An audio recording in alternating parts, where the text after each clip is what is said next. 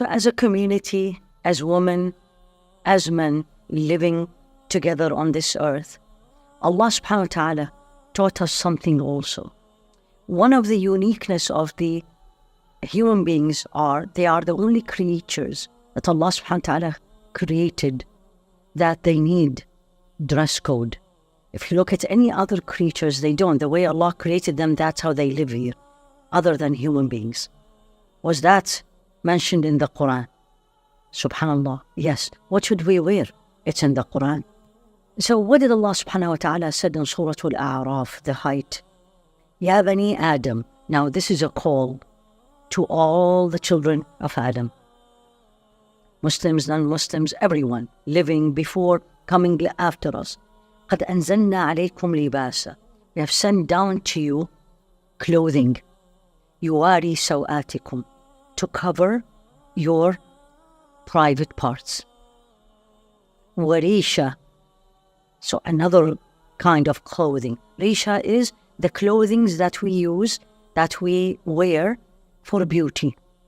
Outer garments to beautify us. And that's fine. That's what Allah said. But then, as the Qur'an, the beautiful way, when Allah subhanahu wa ta'ala gives things that are halal, and we should do, but then He gives us things that is better. And then He made this parable. Look at this one. وَلِبَاسُ التَّقْوَى ذَلِكَ خَيْرٌ. The garment of taqwa. This is better. ذَلِكَ مِنْ آيَاتِ اللَّهِ. This is from the signs of Allah. لَعَلَّهُمْ يَذَّكَّرُونَ. So they may remember. What is He telling me and you? If you look at the next verse, it will explain this even better. Ya Bani Adam again. Children of Adam. لا يفتننكم الشيطان. Do not let shaitan lure you. كما أخرج أبويكم من الجنة. The same way. Remember when we talked about why didn't we stay in Jannah? Was shaitan trick. And what does he do? لا يفتننكم الشيطان كما أخرج أبويكم من الجنة ينزع عنهما لباسهما.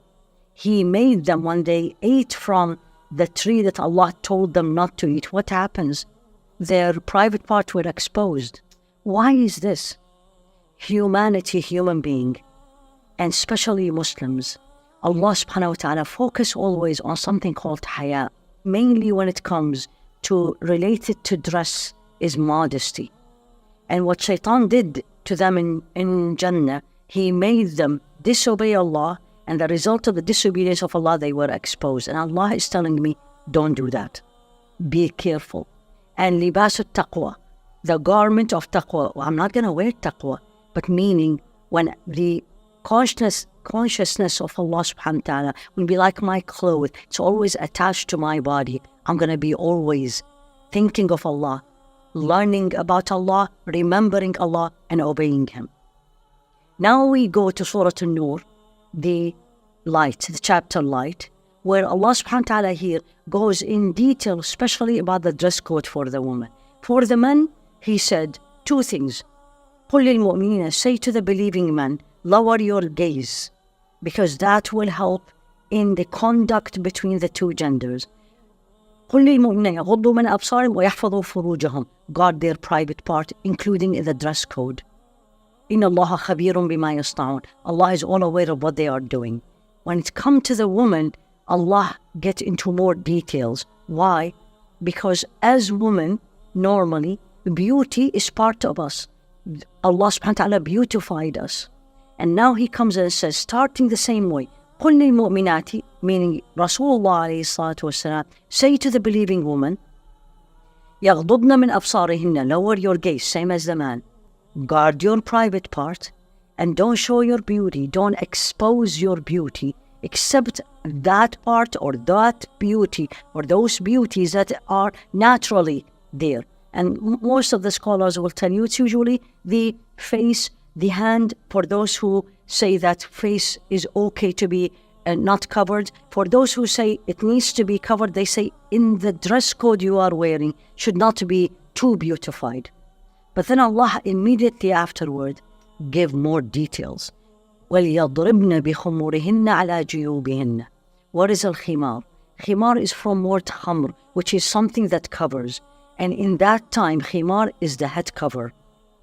The head cover, they didn't call it hijab. It's called khimar. But at that time, they used to just put it very loosely on the head, and it doesn't cover their chest or the parts from the neck down. And Allah said, keep that cover of the head, of the hair, but draw it, make it tight, that it touches the skin, cover the whole face, and cover the part from the neck up to the cleavage of the breast. That's what is the hijab. It's the cover of the hair and that part. But then he didn't say this only. وَلَا يُبْدِينَ زِينَتَهُنَّ. Again, don't show your beauty. Meaning, anything that I as a woman does to make me look beautiful, it is not haram. But it should not be shown to everybody, because afterward he said, don't show your beauty except to the following people. And he mentioned all the miharam, all the men that the woman cannot marry. That's the dress code. Islam is a religion that teaches me every aspect of my life. I call Islam as a physician again, is Islam of prevention.